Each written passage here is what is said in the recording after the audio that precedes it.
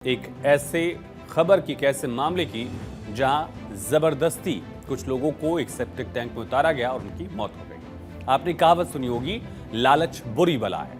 आपको लालच पर कबीरदास का एक दोहा भी सुनाता हूं। माया मोई न मन मुआ, मरी मरी गया शरीर, आशा तृष्णा ना मोई, यूं कहें दास कबीर। इस दोहे का ताजा उदाहरण राजस्थान की राजधानी जयपुर से सामने आया।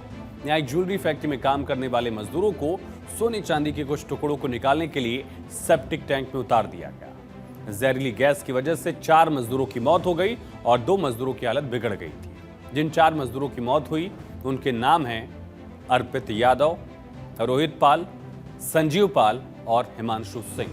ये 4 मजदूर जिनको किसी की लापरवाही ने खत्म कर दिया। इनके पूरे परिवार में समय मातम है और इन 4 युवकों की जान नहीं गई है, बल्कि एक तरह से इनकी हत्या की गई है।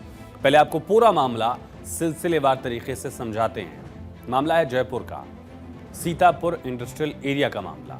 यहां अचल ज्वेल्स नाम की ज्वेलरी फैक्ट्री में सोमवार रात को एक दिल दहला देने वाली घटना हुई। फैक्ट्री में सोने चांदी के कुछ टुकड़ों को निकालने के लिए 8 मजदूरों को बिना किसी सेफ्टी इक्विपमेंट के ही सेप्टिक टैंक में उतार दिया गया।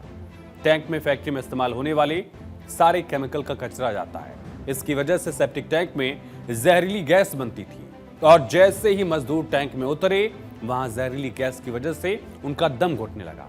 4 मजदूरों की मौत हो गई, 2 बीमार हुए। इस घटना से पूरे इलाके में सनसनी फैल गई है। फैक्ट्री के संचालक अरुण कुमार कोठारी और सीईओ विकास मेहता पर आरोप है।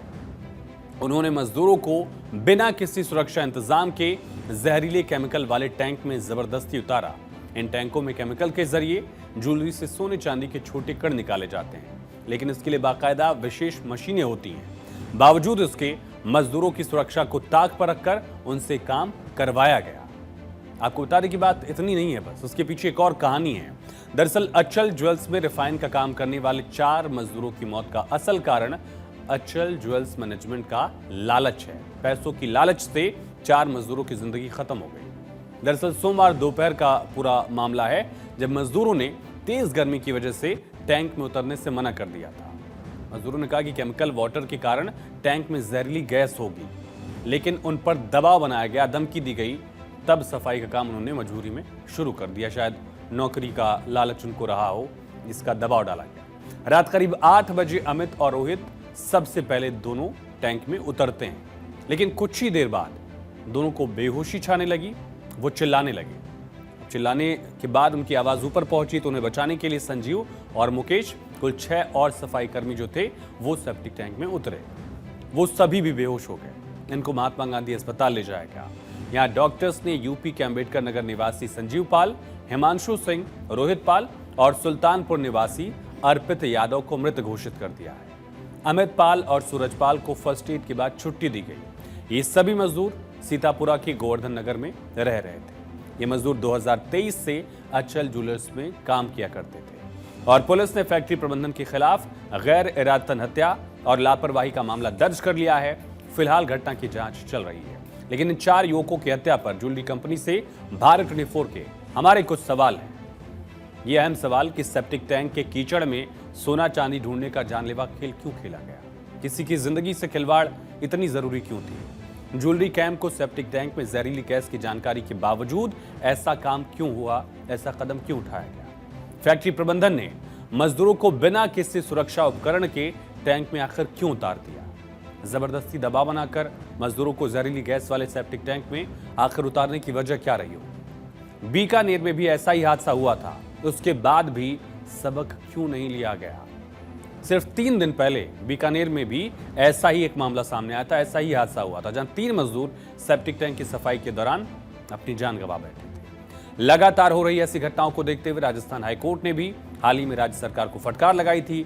निर्देश दिया था कि मजदूरों की सुरक्षा के लिए जल्द से जल्द ठोस और एहतियाती कदम उठाए जाएं, लेकिन एक बार फिर से फैक्ट्री की लालच के चलते मौत को दावत दी गई। हादसे के बाद कांग्रेस राज्य सरकार पर हमलावर है। बहुत दुर्भाग्यपूर्ण है और आप ये मानकर चलना, मैं पहले ही समझ रहा था सीवरेज टैंक है, सीवरेज टैंक नहीं है ये। यहाँ पे फैक्ट्री है, इसका केमिकल निकलता है। तो इसमें यदि आप सेफ्टी मेजर्स ले लेते, सुरक्षा के पूरे इक्विपमेंट होते, उसके बाद मजदूर उतरते, मालिकों को तो परवाह नहीं है। 4 लोगों की डेथ सरकार के लिए चुनौती है, और इन प्राइवेट फैक्ट्रियों में सुरक्षा के मानदंड चेक होंगे तभी तो बचेंगे लोग। बीकानेर में डेथ हुई, आपको पता है अंदर सेफ्टी टैंक में उतर ही नहीं सकते। मेरा टारगेट सिर्फ ये है कि एक तो भविष्य में इस तरह की घटना नहीं हो, एक इनको 1-1 करोड़ रुपए का मुआवजा मिले, वो फैक्ट्री मालिक को देना है। सरकार और पुलिस ईमानदार रहेगी तो 1-1 करोड़ रुपए इनको मिल जाएंगे। पूर्व मुख्यमंत्री अशोक गहलोत ने सोशल मीडिया प्लेटफॉर्म एक्स पर पोस्ट किया, लिखा पिछले 10 दिन में ही डीग, बीकानेर और अब राजधानी जयपुर में सेप्टिक टैंक और गटर की सफाई करते हुए 11 लोगों की मौत हो चुकी है।